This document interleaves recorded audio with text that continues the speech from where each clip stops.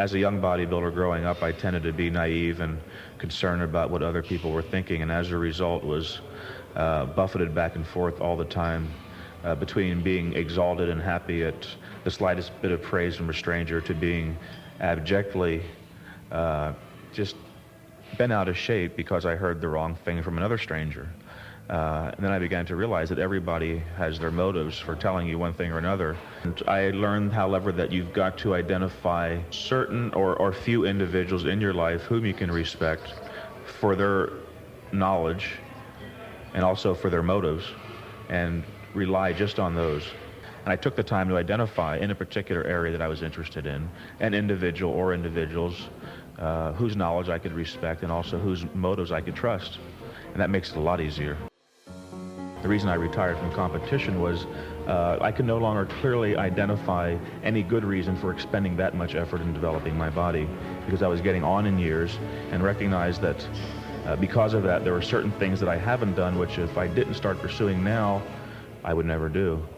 And those values were more important than adding another quarter of an inch to my arm. Not that that's not important to some people, nor laudable, but at that point in my life, at this point in my life, there are higher goals, higher values to achieve.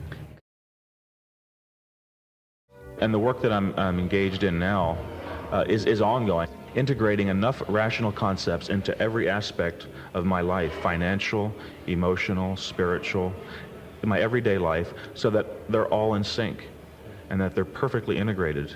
And when that happens, you're what someone would describe as being all of a piece, being together. That's what a together person is. A person who's taken the time, made the effort to identify rational concepts and integrate them into their life. Not just identify them, it's not just intellectually embracing, it's making the effort every single day to identify where you're having troubles in your life, creating rational concepts for that area, and working like hell every single day to act on those principles. And that becomes a new part of your being.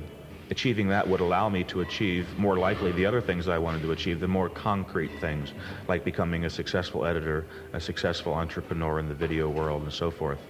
And also, more importantly, to enjoy those things, not just allow them to drive me incessantly without knowing why I felt driven, which is the way I felt at times in bodybuilding. I wasn't sure why it was I wanted to achieve it so badly. And oftentimes when I did achieve what I wanted to achieve, the joy wasn't there as it should have been. And that's very important for me now, the joy should be there. Once you've realized that you have a limit to transcend, there is an even greater requirement for focused attention. You've got to have very, very clearly defined somewhere in your consciousness, in your mind's eye, where it is exactly you want to go. This requires even keener and keener sight all the time. And this is where you start really separating the world setters from the guys who did all right.